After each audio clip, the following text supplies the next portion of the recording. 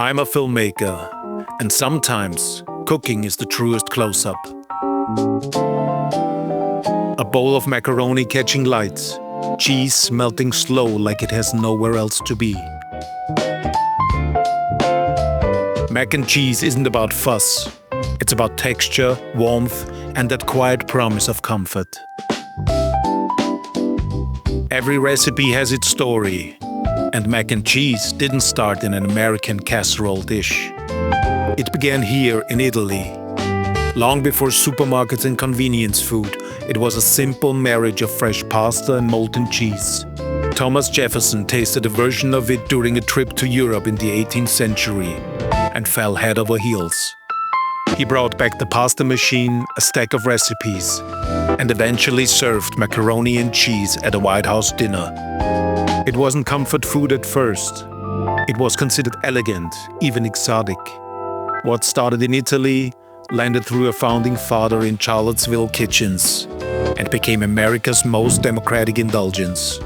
Creamy, golden, unstoppable. At first, the base starts to breathe. Salt, pepper, and a hint of garlic salt fold into soft cream cheese. It blends slowly, like silk finding its shape. Then, sour cream slips in. It lightens the mix, smoothing the edges with a quiet tang that lifts everything else. Soon after, cheddar takes the stage. Freshly grated, falling in soft curls. No pre-shredded starch dulling the flavor. If it clumps, good. That's real cheese doing its job.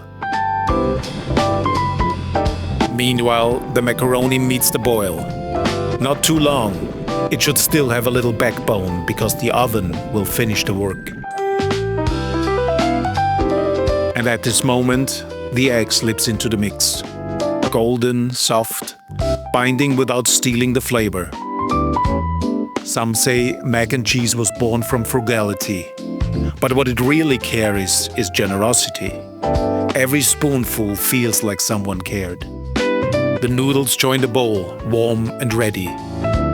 Everything folds together, not rushed, not steered to death, just gentle, deliberate turns. Now, the baking dish gets its shine. A brush of melted butter, golden and quiet. It's the small touches that separate dry edges from velvet corners. The macaroni mixture settles in, softly spread, never pressed. A final snowfall of parmesan finishes the top, fine, fragrant, with that unmistakable promise of crisp.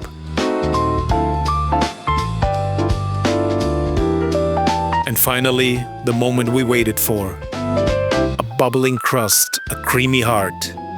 Cheese stretching, steam rising, the air itself thick with comfort. This dish doesn't pretend, it invites. I'm a filmmaker. I've spent years chasing the loud and the quiet, but nothing hums like a kitchen when good food is ready. This mac and cheese is more than pasta and dairy. If you love food the way it deserves to be loved, follow along. There's more where this came from.